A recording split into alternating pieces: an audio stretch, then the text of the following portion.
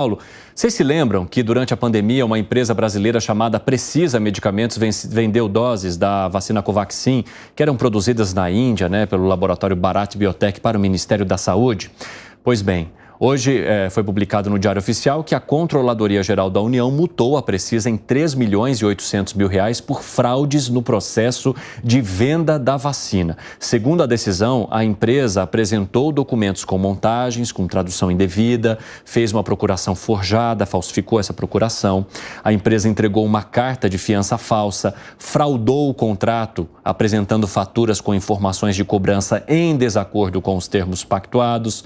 E essa história da Precisa, ela já deu muito pano para manga, Ela envolve, inclusive, aquela história dos irmãos Miranda, que lá atrás fizeram a denúncia. O deputado disse que procurou o presidente da República, falou sobre a possibilidade de uma irregularidade envolvendo esse contrato. Aí disse que depois o presidente da República não ouviu, que o irmão dele que trabalhava na agência foi pressionado a fazer com que isso andasse, mais rapidamente. E aí depois houve a CPI da Covid, em que se pediu o indiciamento de Jair Bolsonaro, principalmente por prevaricação, ou seja, por saber de uma informação e não fazer nada para resolver essa irregularidade. Como é que vocês veem agora essa decisão da CGU, hein, Gustavo Segré? A Controladoria Geral da União está fazendo um trabalho perfeito nesse caso. Está investigando, encontra irregularidades, tem que multar. Me parece, inclusive, que a multa é baixa em termos do risco à população que teria vindo, porque, até onde se sabe, não foi concluído o contrato, as vacinas não chegaram, não teve vacinação do público. Sim.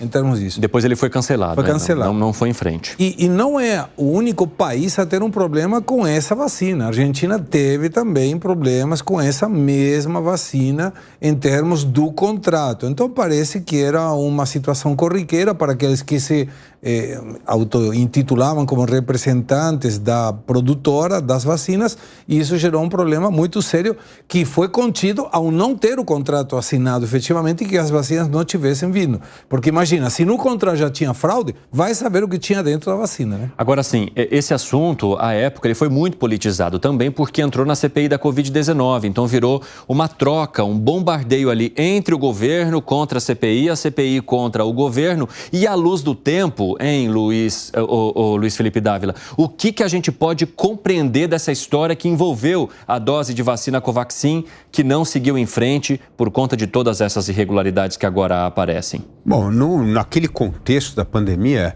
e da CPI, o que mostra? Que aconteceram duas coisas. Houve, sim, um embate político na CPI em torno da Covaxin, mas os técnicos, e daí a CGU, fazendo o seu trabalho, apurando, coletando provas e multando a empresa. É assim que funciona.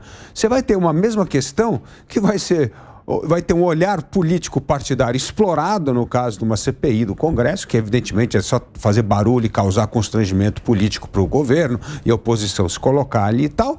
E, por outro lado, os técnicos estão fazendo a apuração devida do caso para que acabe concretizando, como é o caso agora, de uma multa. É isso que acontece.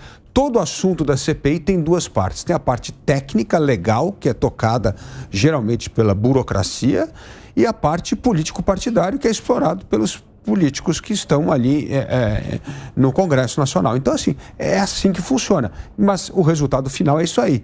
Quem cometeu irregularidade é punido, e isso é importante porque está fazendo valer o Estado de Direito. Eu até conto a vocês que, além da multa, a Precisa Medicamentos também ela se torna inapta para negociar diretamente com o poder público. Então, ela não pode mais fazer contratos em nenhum âmbito do poder público por conta dessa decisão da Controladoria Geral da União. Isso é muito relevante também. Fala, Fábio Piperno. Veja, era um contrato de 1.6 bilhões de reais. Era muito dinheiro. A época em que o ministro Pazuello estava à frente do Ministério da Saúde. E esse contrato ele foi para o freezer a partir do momento em que ocorreram essas denúncias. Se não ocorressem essas denúncias, a gente não sabe qual seria o desfecho disso. Então, é importante que essa empresa ela seja punida e pague essa multa. Ok. Agora, ainda não se responderam algumas questões. Por exemplo, quem foi que de fato tentou trazer essas vacinas para cá?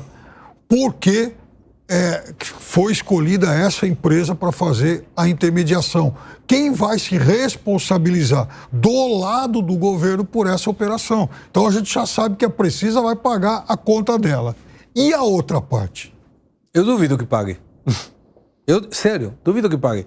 Porque é uma empresa que estava feita em função da provisão de vacinas. Sim. Não teve o contrato assinado. Não tem a possibilidade nenhuma de fazer acordos ou contratos com o poder público. Para que vai pagar? Não, eu duvido. O Ministério da Saúde, que eu estou dizendo assim. Ele está dizendo figuras públicas, então, autoridades que estiveram envolvidas. A empresa privada, ela está sendo multada, impedida de participar de novas licitações, tudo perfeito. Mas e os agentes públicos que participaram dessa operação? Porque o deputado, quando denunciou, aliás, o irmão dele, que na época era diretor do Ministério da Saúde, diretor de importação, do Ministério da Saúde, ele que foi apresentar a denúncia.